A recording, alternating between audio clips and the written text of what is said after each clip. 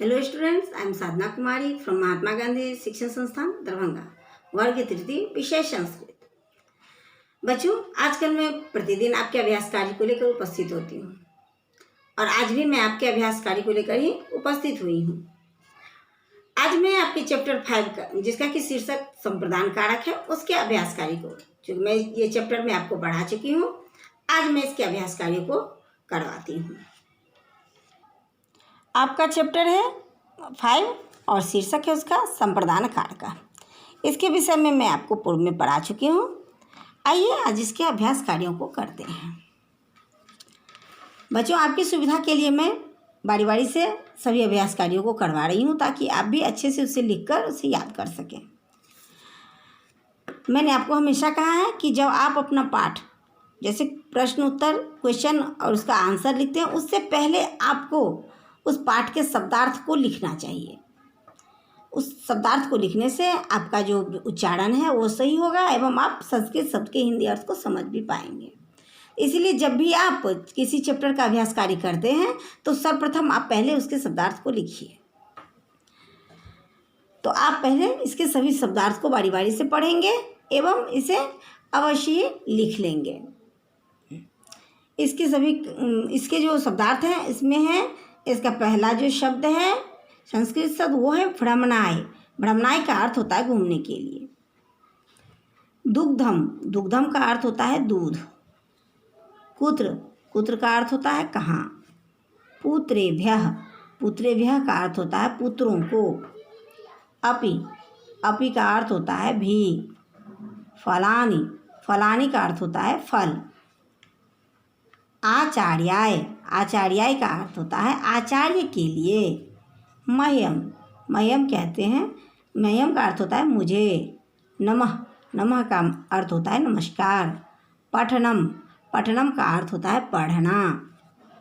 जनकाय, जनकाय का अर्थ होता है पिता के लिए।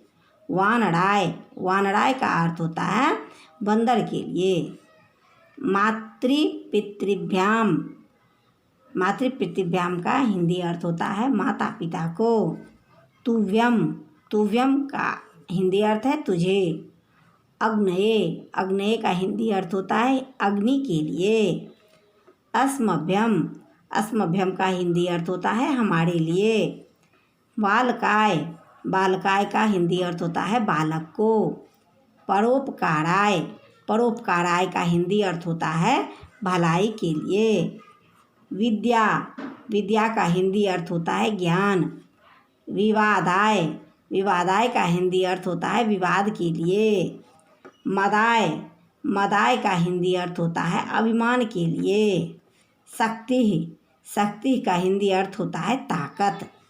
पड़पीडनाय, पड़पीडनाय का हिंदी अर्थ होता है पीड़ा देने के लिए। खलस्य, खलस्य का हिंदी अर्थ होता है दुष्ट की। साधोह, साधोह का हिंदी अर्थ होता है सज्जन की। दानाय, दानाय का हिंदी अर्थ होता है दान के लिए।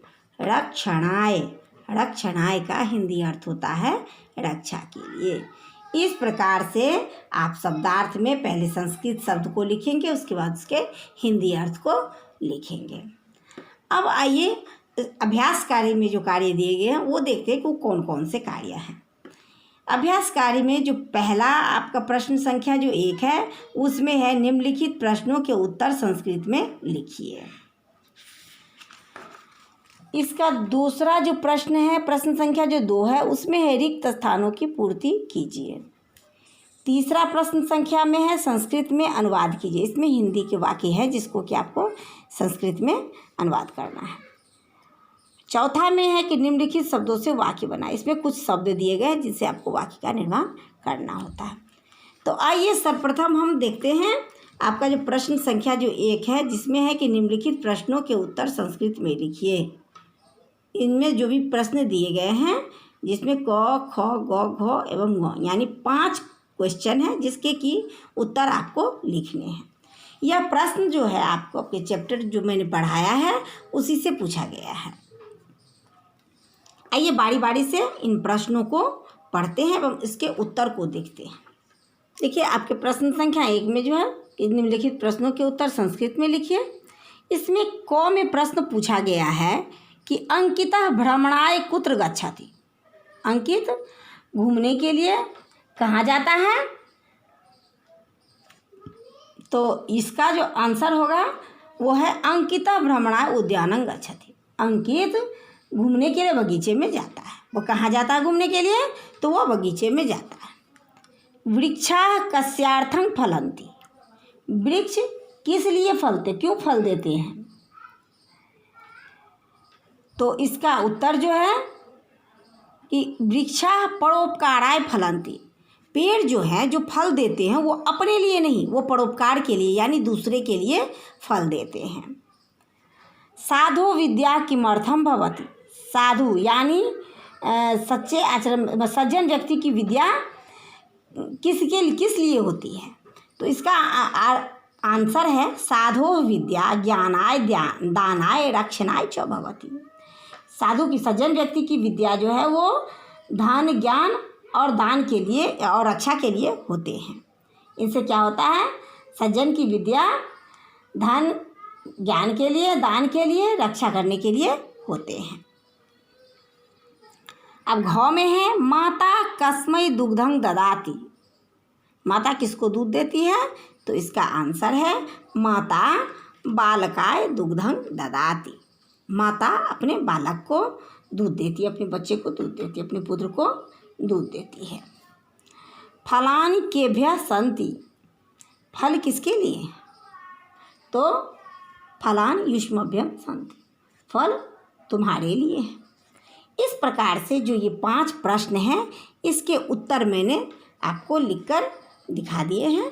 पहले आप सभी क के पहले प्रश्न को लिखकर फिर इसके क के उत्तर को लिखिएगा। ख का प्रश्न लिखने के बाद ख के, इसी प्रकार से जितने भी प्रश्न 5 प्रश्न हैं, पांचों प्रश्न को लिखने के बाद उसके उत्तर को लिखना है। काम को साफ सुथरा ढंग से करना है एवं उसे मन लगाकर याद भी करना है।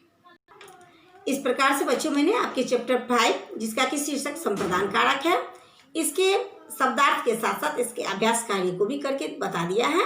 आप सभी बच्चे पूरे मन लगाकर इस कार्य को करेंगे। आगे के कार्य को लेकर मैं फिर उपस्थित होंगी। तब तक के लिए धन्यवाद।